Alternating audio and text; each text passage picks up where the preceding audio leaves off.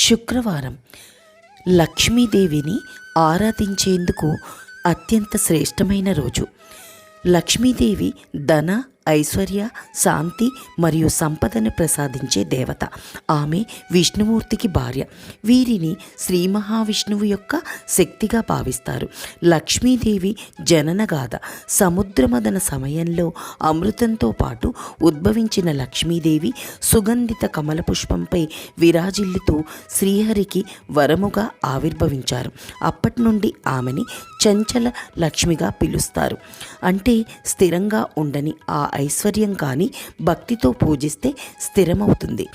ఆరాధనా విధానం: శుక్రవారం ఉదయం స్నానాంతరం శుద్ధంగా మన ఇల్లు శుభ్రం చేయాలి.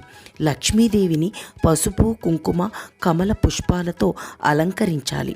నైవేద్యంగా పాయసం, లడ్డు లేదా శుద్ధమైన వెన్న, పాలు పెట్టవచ్చు. లక్ష్మీ అష్టోత్తర శతనామావళి, లక్ష్మీ స్తోత్రాలు చదవడం ఎంతో పుణ్యప్రదం. లక్ష్మీదేవి యొక్క 8 రూపాలు అష్టలక్ష్మి. ఆదిలక్ష్మి ప్రాథమిక శక్తి. ధనలక్ష్మి ధన సంపద ప్రసాదించేవారు. ధాన్యలక్ష్మి అన్నదాన ప్రసాదించేవారు. గజలక్ష్మి రాజసంగా ఆయుష్షు, ఐశ్వర్యం నిచ్చేవారు. సంతానలక్ష్మి సంతానం కోసం పూజించే రూపం. విజయలక్ష్మి విజయం ప్రసాదించేవారు. విద్యాలక్ష్మి విద్య, జ్ఞానం ఇచ్చేవారు. వీరలక్ష్మి ధైర్యాన్ని నింపే రూపం.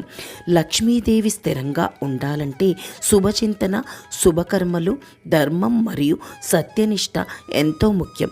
దాన ధర్మాలు చేస్తూ ఇతరులకు సహాయపడే హృదయం ఉన్నవారిపై లక్ష్మీ కృప నిత్యం ఉంటుంది.